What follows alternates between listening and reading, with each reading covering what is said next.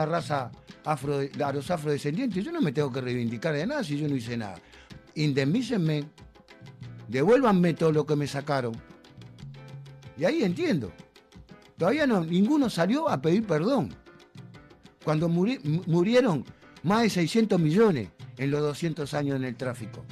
Que algunos, cuando descubrían que traían gente ilegal, las tiraban al agua como si fueran bolsa de papa. Y eso no lo cuenta nadie.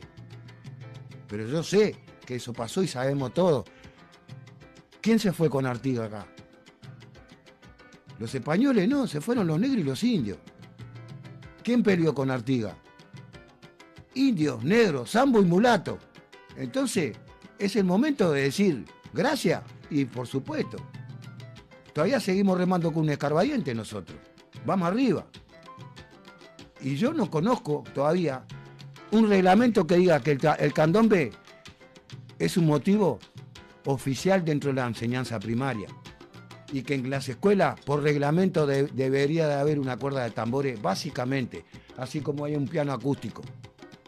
Se deberían de enseñar en los coros de los alumnos, de los niños, en las escuelas y en los liceos, canciones como tradicionales, candombes de autores nacionales, porque es el folclore más autóctono, porque el candombe es patrimonio intangible de la humanidad y porque el instrumento más importante que hoy tenemos los uruguayos es el chico y el repique y el piano. Digan que acá hay discriminación racial. Hace 30 años que Latinoamérica está en manos de cualquiera, porque el instrumento más importante que hoy tenemos los uruguayos es el chico y el repique y el piano. Fui rompiendo las bolas en el subte que los gallegos me miraban, joder, carajo. Y yo, ¿no te gusta? Ya. Se puede vivir de lo que vos te lo propongas. Los diputados viven por la cuenta, solo que no le ganaron a nadie todavía, que hace 40 años que trabajan algunos y yo no conozco un proyecto, nada. Digo, y este señor está ahí hace años, ganando platales, está millonario. ¿Y qué deja? Para las generaciones venideras, cabeza de dado. Yo acá...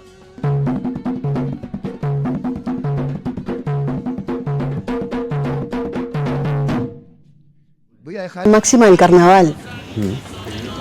Estamos hablando de que veníamos con dos mujeres monumentales, icónicas, que fue Marta Gularte, tres, Marta Gularte, Lágrima Ríos y Rosa Luna. Esas tres mujeres que fueron inolvidables para nosotros. Y la verdad que haber tenido ese galardón, ese reconocimiento, que me costó, chicos, de verdad, me costó muchísimo creerlo. ¿Por qué? Porque siempre fue, justamente como lo dijo Ana hace un ratito, siempre fueron para murgas, para la gente que hace reír. Pero después yo pensaba y a mí me decían, tú no te diste cuenta todavía de lo que lograste, ¿no? ¿Por qué? Porque ese año cuando yo obtuve esa mención, para mí, vuelvo y repito, me costó muchísimo creerlo. Yo le hice el homenaje a Marta Gularte. Marta Gularte venía de pasar por un sufrimiento brutal con lo del hijo. Y después de eso sí me di cuenta de que, ¿por qué no? Muchos dijeron, no existe, no existía. Sí, ¿por qué no? Existió y así fue. Qué bueno. No, y además también marcando también un mojón en lo que es la historia del carnaval para las mujeres, ¿no? Como también. Para esto también. Exacto, tenemos derecho, o sea, somos carnaval, somos candombe, somos mujeres, ¿por qué no? Claro que sí. No disparaba balas, pero su voz cruzó fronteras, tumbó barreras y despertó almas dormidas. Bob Marley no solo fue un cantante de reggae, fue un profeta moderno, un rebelde con causa, y un espíritu que sigue cantando desde el más allá, y esta es su historia. Nació en 1945 en Nineveh, un pequeño pueblo en Jamaica, hijo de una madre negra y un padre blanco ausente. Bob creció con pobreza, racismo y hambre de algo más. A los 14 años, dejó la escuela y se entregó a la música. Fundó The Wailers, y con ellos, llevó el reggae desde las calles polvorientas de Kingston hasta el mundo entero, pero Bob no cantaba por fama, cantaba por libertad. Hablaba de opresión, de amor, de Dios, del alma. Su música no era solo ritmo, era resistencia. En 1976, intentaron matarlo, le dispararon en su casa, 2 días después subió al escenario con la herida aún fresca. Cuando le preguntaron por qué no canceló el show, dijo, las personas que intentan hacer de este mundo algo peor no descansan, ¿por qué debería hacerlo yo? Sus canciones como One Love, Redemption Song y No Woman No Cry no envejecen, evolucionan. Bob Marley nos enseñó que la verdadera revolución no grita, canta, que la música puede sanar más que las armas y que un alma libre, aunque muera joven, se vuelve eterna.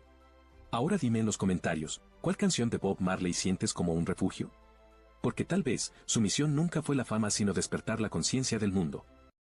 No tenía ejércitos, no disparaba balas, pero su voz cruzó fronteras, tumbó barreras y despertó almas dormidas.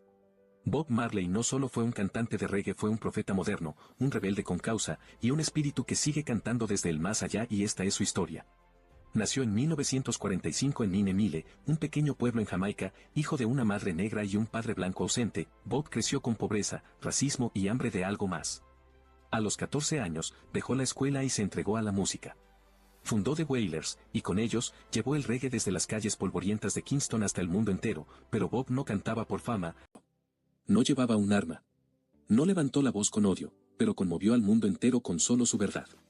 Fue el enemigo número 1 del racismo en Estados Unidos.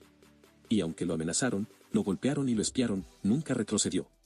Porque Martin Luther King Jr. no luchaba por poder. Luchaba por dignidad.